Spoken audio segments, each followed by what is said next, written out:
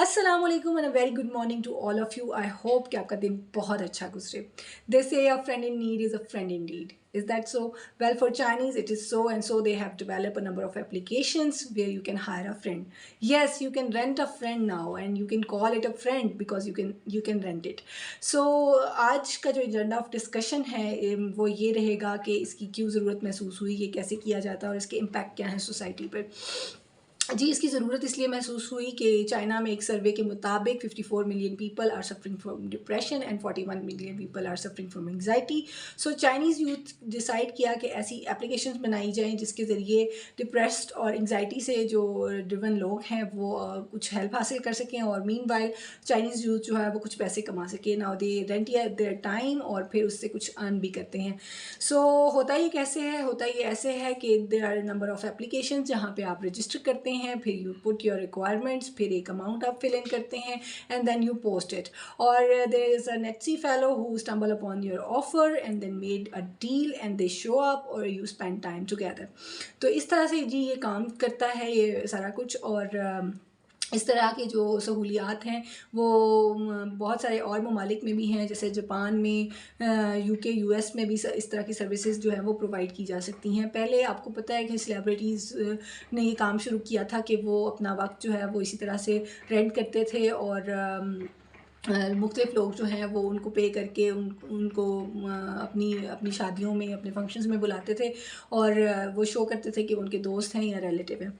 तो उसी कॉन्सेप्ट को लेके चाइनीज़ यूथ ने जो है वो उसको आम आवाम तक पहुँचाया है। जैसे आपको पता है कि चाइना की प्रोडक्ट्स जो हैं वो आम आवाम की सहूलत के लिए जो है वो मार्केट में किस तादाद में आ जाती हैं। ऐसा ही ये कॉन्सेप्ट जो है वो मुख्तलिफ ममालिक और में भी अपनाया जा रहा है। चलिए जी, बात कर लेते हैं कि ये ज़रूरी क्यों है। अच्छा जी, ज़रूरी इसलिए है कि जो लोग सोशल एंग्जाइटी का शिकार होते हैं वो मुख्तलिफ जगहों पे अकेले जाने से घबराते हैं, तो वो ये कर सकते हैं। और इसके अलावा कुछ लोग जो हैं वो मुख्तलिफ एक्टिविटीज़ करना चाहते हैं लेकिन वो अकेले नहीं करना चाहते, तो वो हायर कर लेते हैं एक फ्रेंड को जो उसी सिमिलर एक्टिविटीज़ में जो है इंटरेस्टेड हो और फिर वो उनके साथ जो है वो मिलके वो एक्टिविटीज़ कर सकें। और थर्डली ये होता है कि कुछ लोगों को ऐसे लोगों की ज़रूरत होती है जो उनकी डिप्रेशन को कम करने के लिए उनकी कहानी सुन सकें, उनकी बातें सुन सकें, उनके इमोशंस को बगैर जज किए सुन सकें, तो फिर वो लोग भी जो हैं वो इस तरफ आ जाते हैं। अब मैं ये सोच रही थी कि अगर इस किस्म की कोई सहूलत या ऐप जो है वो पाकिस्तान में मुतारिफ़ करा दी जाए तो उसके साथ क्या होगा। पहले तो जी हमारे मौलवी भाई जो हैं वो बड़े बुरी तरीके से नाराज़ हो जाएंगे, हो सकता है कि फतवा भी लग जाए हमारे ऊपर।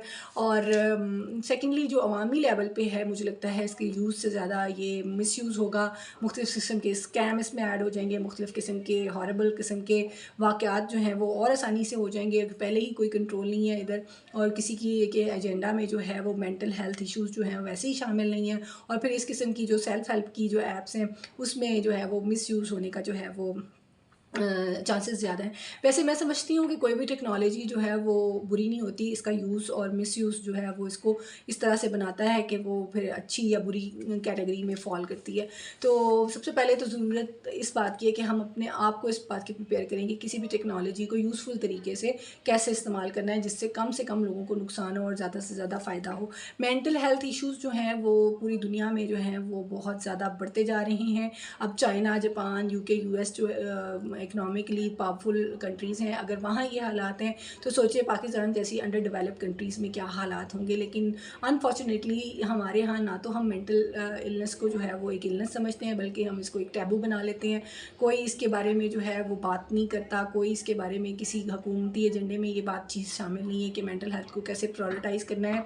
और इस सारी चीज़ों के लिए हम सबसे पहले पर्सनल लेवल से शुरू करते हैं। देखिए, हुकूमत तो बाद में आती है, वाइडर लेवल पे तो चीज़ें ये बाद में आती हैं। पहले तो हम सेल्फ लेवल पे देखें क्या हम खुद अपने आप को, अपनी मेंटल हेल्थ को प्रायोरिटाइज़ कर रहे हैं, क्या हम अपने इर्द गिर्द के लोगों की मेंटल हेल्थ को प्रायोरिटाइज़ कर रहे हैं, नहीं कर रहे, और हम इसके बारे में बात भी करना नहीं चाहते अनफॉर्चुनेटली।